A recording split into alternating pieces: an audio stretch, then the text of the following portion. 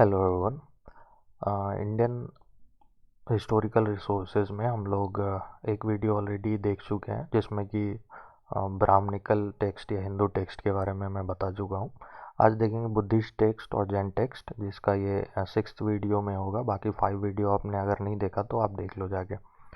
Hindi English दोनों Lucent से होगा और कुछ भी नहीं छूटेगा। सारे एग्जाम के लिए इंपॉर्टेंट है, जिसमें भी जीएस पूछा जाता है या जनरल नॉलेज पूछा जाता है। ठीक है, ये इंग्लिश लूसेंट मैं पूरा कवर करूँगा। ठीक है, और बाकी जो एक्स्ट्रा नॉलेज हिंदी में होगा वो मैं ऐड करूँगा इस वीडियो सीरीज़ में।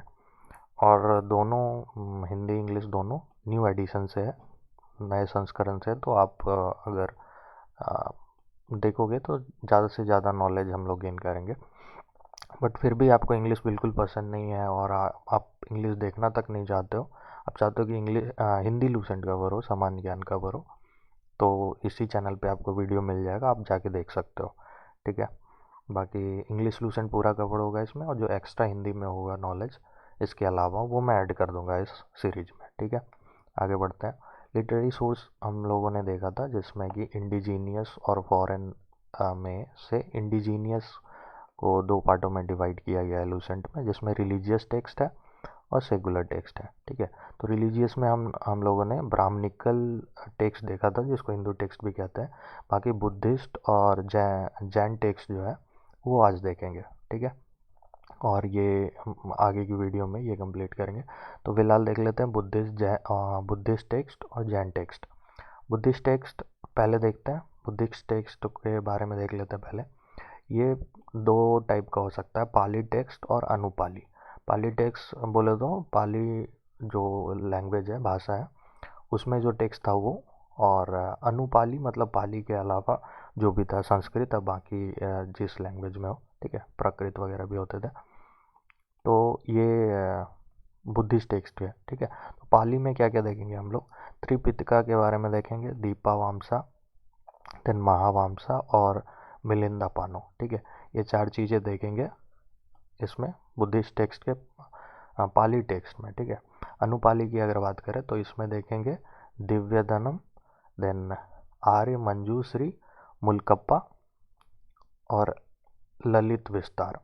तो ये तीन चीज़ें देखेंगे, तो ये आप ध्यान में रखना। पहले स्टार्ट करते हैं पाली टेक्स्ट से, जो कि त्रिपिटका से स्टार्ट है। त्रिपिटका के देख लेते हैं। ये सबसे अर्लीस्ट मतलब सबसे पहले, ये मतलब earliest and most important text है पाली टेक्स्ट में। सबसे पहले इसी को लिखा गया था। तो ये इसमें तीन चीज़ें हैं। अगर त्रिपिटका में देखो आप, तो इसमें तीन चीज़ें हैं। पिटका एक्चुअली होता है बास्केट। पिटका का मतलब ऐसे आगे आप जब हम लोग जैनिज्म पढ़ेंगे, बुद्धिस्ट जैनिज्म, इसी बुक में लूसेंट में, तो उसमें पता चल जाएगा, पूरा डिटेल में है उसमें दिया हुआ।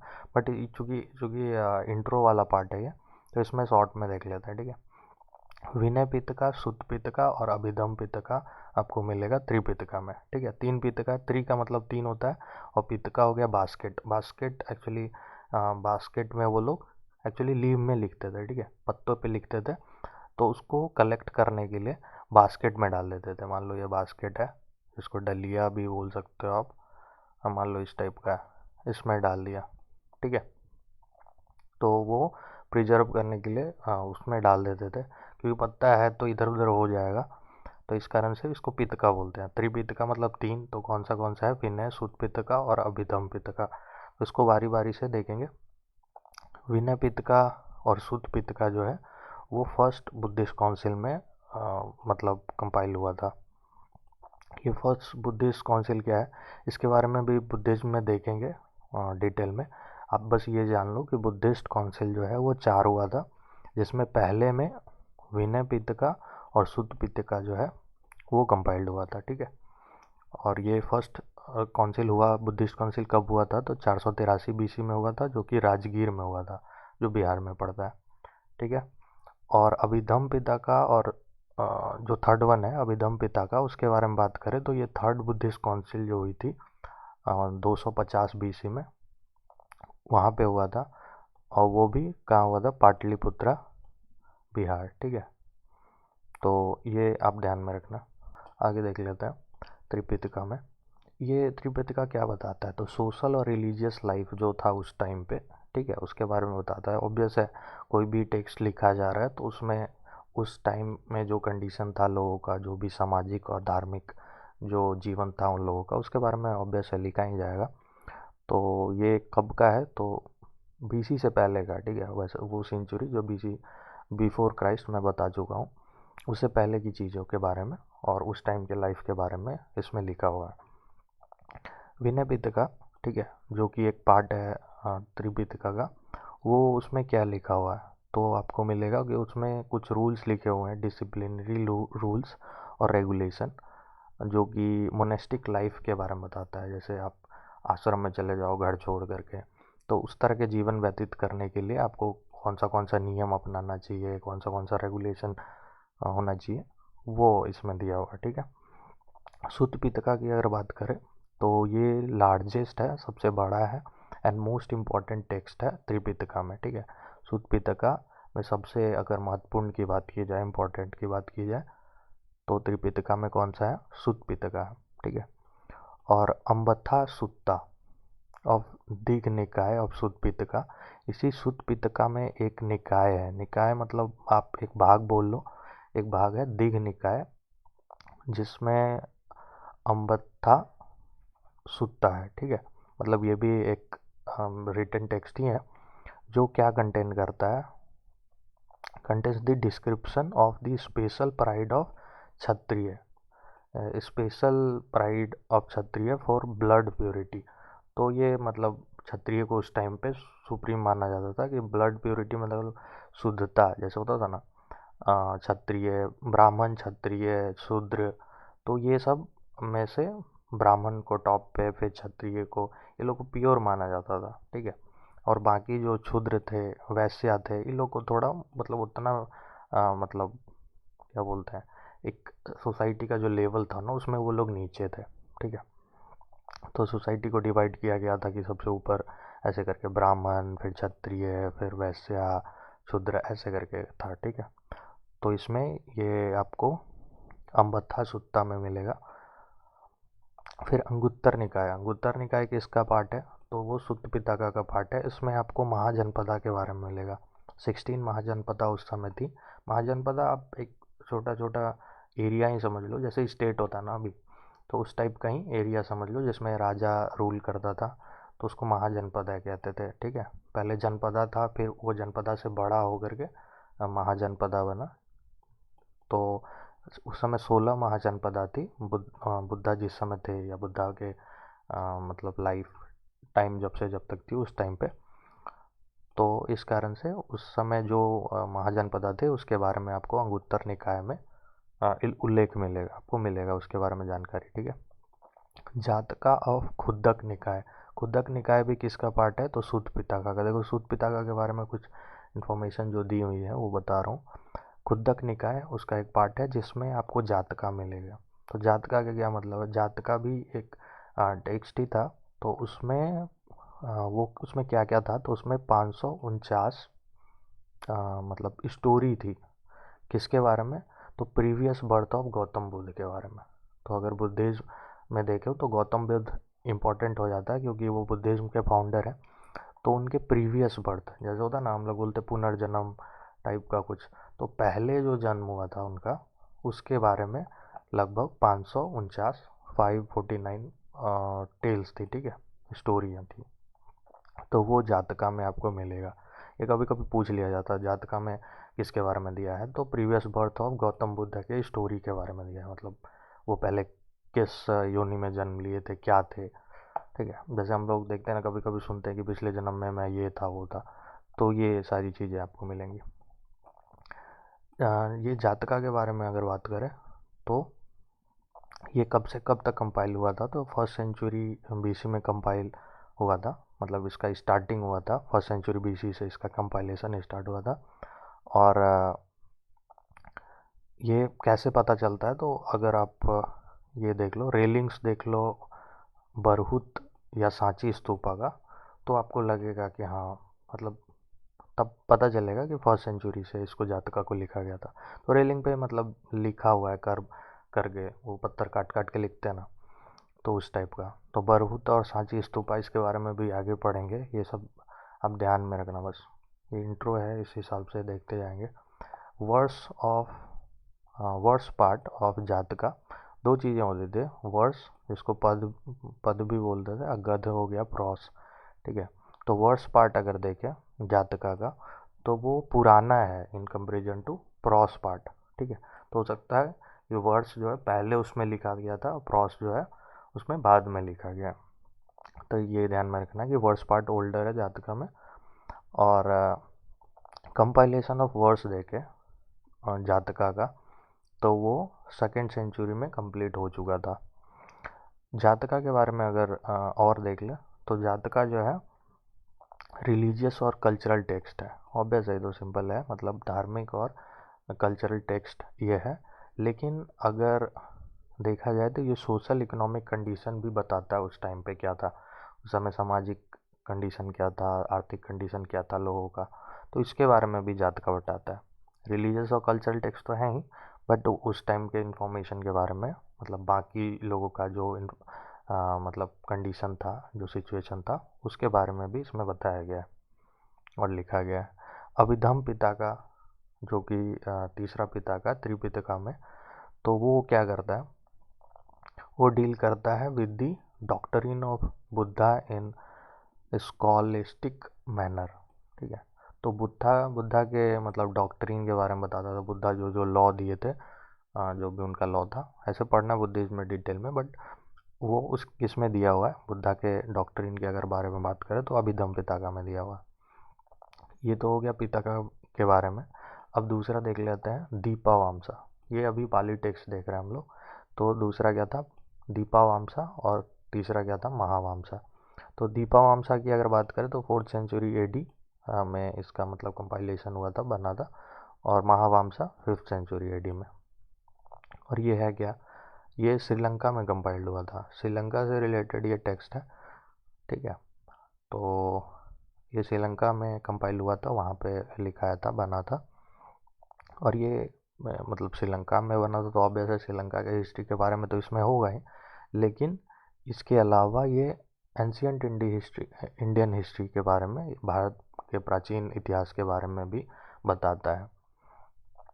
और इसमें आपको मतलब इसको अगर आप पढ़ोगे तो ये हेल्पफुल है to construct Mauryan history. Mauryan जो डायनेस्टी थी यहाँ पे इंडिया में, उसके बारे में भी इसमें दिया हुआ है, चीज़ें दी हुई हैं।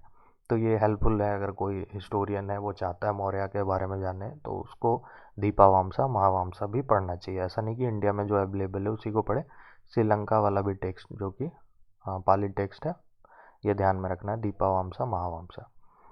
तो ये हो गया। और तीसरा था, सॉरी तीसरा तो बता दिया, मिलिंद पानो, ये चौथा है।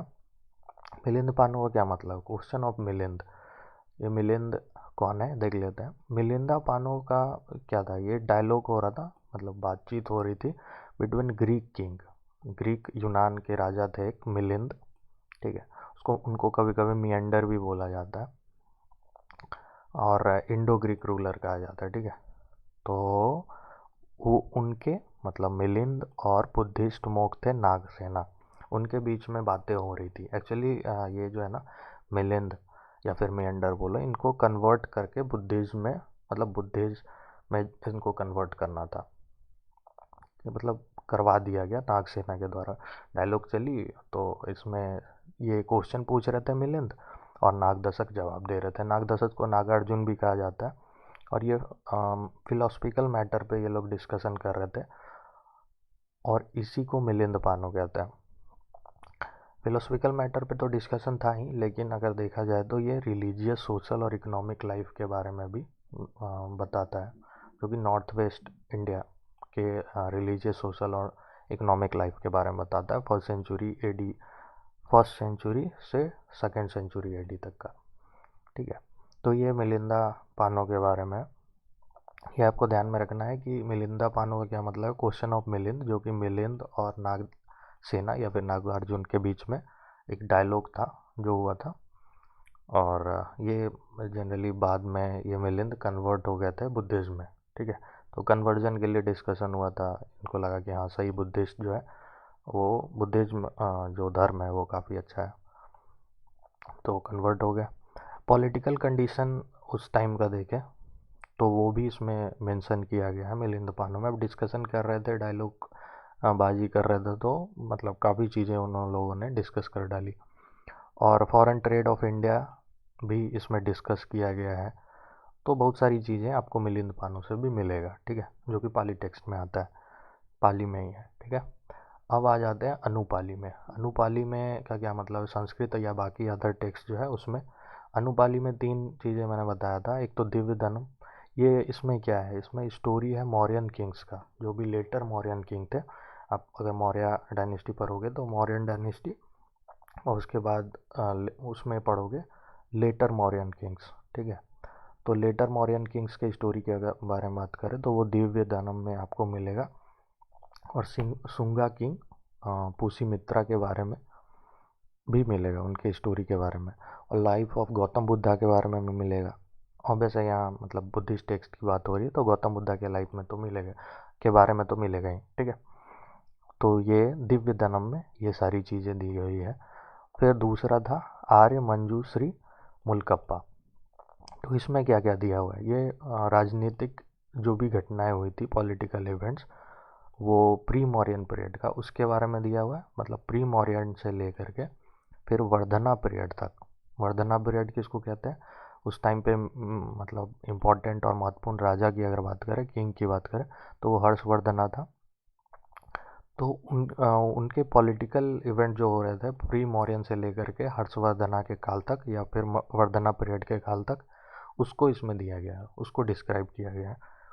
तीसरा पाली टेक्स्ट क्या था, ललित विस्तार।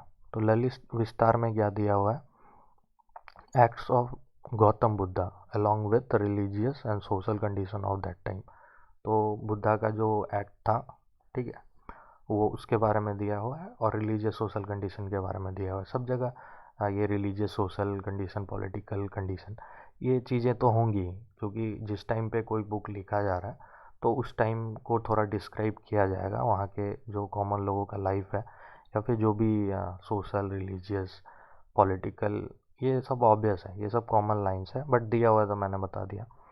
तो ये आप ध्यान में रखो, बाकी जो इम्पोर्टेंट हो जाता है वो देख लेंगे, ठीक है। जैन टेक्स्ट आ जाते हैं, बुद्धिस्ट टेक्स्ट ख़त्म हो गया, अब जैन टेक्स्ट देख लेते हैं। जैन धर्म का मतलब प्रारंभिक इतिहास जो है, जो जैन धर्म के बारे में बताता है सबसे पहले, वो कौन बताता है, कल्प सूत्र से पता चलता है हम लोगों को। और जैन टेक्स्ट के बारे में बात करें, सेम वही स्टोरी है, रिलीजियस और सोशल कंडीशन बताता है उस टाइम का, जिस टाइम पे लिखा गया था, ठीक है, जिस टाइम पे महावीरा थे उस टाइम के बारे में बताया जाता है। और ये 6th century AD में कंपाइल हुआ था सेकेंड जैन महासभा में, ठीक है। ये जैन, अगर बुद्धिस्ट काउंसिल की बात करें तो बुद्धिस्ट काउंसिल 4 हुआ था, और जैन काउंसिल, जिसको जैन महासभा भी बोलते हैं, जैन काउंसिल 2 हुआ था। तो ये सेकेंड वाले में कंपाइल हुआ था, ठीक है। जैन टेक्स्ट जो है सेकेंड वाले में कंपाइल हुआ था। तो ये सेकेंड महासभा या फिर सेकेंड जैन काउंसिल कहाँ हुआ था, तो ये वल्लभी में हुआ था। वल्लभी कहाँ पड़ता है, वल्लभी गुजरात में पड़ता है। जैन साहित्य जो है या फिर जैन लिटरेचर बोलो, जैन टेक्स्ट बोलो, तो ये इसको आगम कहा जाता है, ठीक है। आगम हिंदी में भी कहते हैं, इंग्लिश में भी कहते हैं, ये एक्स्ट्रा था हिंदी में इसलिए मैंने इसमें डाल दिया। आगम कहा जाता है, और ये आगम कुछ टेक्स्टों के कॉम्बिनेशन से बना हुआ है जी, ठीक है। टेक्स्ट, इसमें काफ़ी सारे टेक्स्ट आते हैं जिसमें से 12 अंगाज जो है वो भी इसी में आता है, आगम में ही आता है, वो इम्पोर्टेंट है, वो इसमें दिया हुआ है। तो बारी बारी से कुछ आगम्स को देख लेते हैं, ठीक है। जैसे अचरंगा सूत्र, ये क्या, इसमें क्या है, ये मतलब अंगाज इम्पोर्टेंट हो जाता है जैन टेक्स्ट में। ऐसे जैनिज्म पढ़ेंगे तो उसमें भी पता चल जाएगा आपको कि आगम में मतलब 12 अंगाज के अलावा क्या क्या आता है, या फिर ये इसमें सिर्फ अंगाज के बारे में दिया हुआ है, ठीक है। तो देख लेते हैं अचरंगा सूत्र, ये इसमें क्या है, disciplinary rule and regulation for Jain monk, ठीक है। तो सेम है, जैनिज्म के बारे में दिया हुआ है। आगे देख लेते हैं भगवत सूत्र। भगवत सूत्र में इसमें क्या दिया है, तो लाइफ ऑफ महावीरा, जो कि जैनिज्म के फाउंडर थे महावीर, उनके लाइफ के बारे में दिया है, उनके जीवन के बारे में। और इसमें भी 16 महाजनपदा के बारे में दिया हुआ है। ठीक है, तो भगवत सूत्र के बारे में भी देखें तो वो भी 16 महाजनपदा के बारे में दिया हुआ है।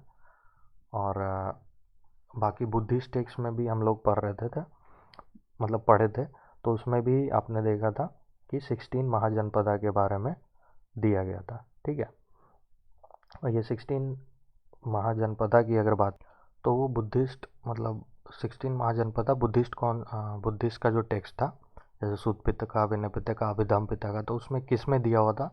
तो सूत पिटका मैं ऑलरेडी बता चुका हूँ। अंगुत्तर निकाय जो था, अंगुत्तर निकाय एक पार्ट था सूत पिटका, उसमें दिया हुआ है। ठीक है, तो जो चीज़ें मतलब बुद्धिस्ट जैनिज्म चूँकि कंटेम्प्रेरी थी, दोनों साथ में थी, उसी टाइम पे थी, उसी पीरियड में, तो उस समय जो भी चीज़ें हो रही थी आसपास, उसके बारे में आपको बुद्धिस्ट में भी मिलेगा, जैनिज्म में भी मिलेगा। ठीक है, तो ये चीज़ें हैं, और ऐसे बता चुका हूँ, फिर दोबारा बोल रहा हूँ। जैन ग्रंथ का भगवती सूत्र जो है, यही same to same I think line है, इसमें कुछ नया था इसलिए मैंने ऐड करा था, जो कि महावीर के जीवन कृत्यों तथा अन्य समकालीन के साथ, मतलब समकाली को बोले तो उस टाइम पे जो जो चीज़ें थी, जो जो लोग थे, उसके साथ साथ उनके संबंध का विवरण करता है, मतलब क्या रिलेशन था। ठीक है, महावीरन के लाइफ के बारे में तो बता ही रहा है, और उस समय जो भी थे, जैसे महावीरा देख लो, 16 महाजनपदा में जो राजा लोग थे, तो उनके बीच में क्या संबंध था। ठीक है, चीज़ें क्या थी, क्या रिलेशन था, तो ये सारी चीज़ें भगवत सूत्र में आपको मिलेगा। फिर नमधम्मा कथा सूत्र, ये इसमें क्या है? तो प्रीचिंग्स ऑफ महावीरा है, महावीरा जो जो बताते थे, जो ज्ञान देते थे, उसके बारे में नमधम्मा कथा सूत्र में है। फिर अंत गदा दसाओ या फिर अनुत्रो वावे दासाओ। ठीक है, ये थोड़ा नाम बड़ा हो गया इसलिए प्रॉब्लम हो रही है। ये क्या बताता, इसमें क्या है? तो इसमें life stories of famous Jain मॉक्स। ठीक है, जैन महावीरा के अलावा भी जैन मॉक्स थे जो महावीरा के फॉलोअर थे, तो उसमें जो उनके मतलब फेमस जैन मॉक्स थे, उनके लाइफ के बारे में इसमें दिया हुआ है। फिर आ गया विज्ञा सुयम सूत्र। तो विवाग्य सुयम सूत्र जो है, ये क्या मतलब इसमें क्या है? तो कर्म फल के बारे में बात किया गया। ठीक है, जैसे होता है कर्म करो फल मिलेगा वगैरह वगैरह, तो कर्म फल के बारे में इसमें बात किया गया है विवेज्ञ स्वयं सूत्र में। इसको इंग्लिश में आप बोल सकते हो फ्रूट्स ऑफ एक्शन, अगर आप कुछ कर रहे हो तो उसका फल मिलेगा। ठीक है, जैसे मतलब कोई भी चीज़ें हम लोग करते, पढ़ाई करते हैं तो जॉब मिलता है, पैसा मिलता है, तो कुछ तो फल मिलता है अगर मेहनत करते हैं तो इसी तरह से वैवज्ञ सुयम सूत्र में अगर देखो तो इसके मतलब कर्म फल के ऊपर डिस्कशन हुआ है। ठीक है, फ्रूट्स ऑफ एक्शन। आगे भद्र बाहु चरिता, भद्र बाहु चरिता जो जैन टेक्स्ट है, उसमें आपको क्या मिलेगा? तो जैन के आचार्य थे एक भद्र बाहु। ठीक है, भद्र बाहु के बारे में मिलेगा, और मतलब ये मौर्यन किंग जो है चंद्रगुप्त मौर्य, उनके भी लेटर लाइफ के बारे में दिया है। चंद्रगुप्त मौर्य के बारे में भी आप पढ़ोगे, ये एक्चुअली राजा तो थे, बट बाद में लास्ट टाइम में इन्होंने मतलब पूरा राजकाज छोड़ करके सन्यासी हो गए थे, चले गए थे जंगल में। ठीक है, तो उस टाइम में भद्रबाहु के साथ ही गए थे, तो इस कारण से इन दोनों की स्टोरी जो है इसमें दिया हुआ है भद्रबाहु चरिता में, ये दोनों साथ में गए थे, इस कारण से। आगे देख लेते हैं, हिस्ट्री पॉइंट ऑफ व्यू से देखें तो परिशिष्ट पर्वा, ये लिखा गया था किसके द्वारा? हेमचंद्र के द्वारा लिखा गया था, और ये काफ़ी महत्वपूर्ण, most important place among Jain text में जो है किसका मतलब ज़्यादा महत्वपूर्ण जगह है उसको बताया गया है।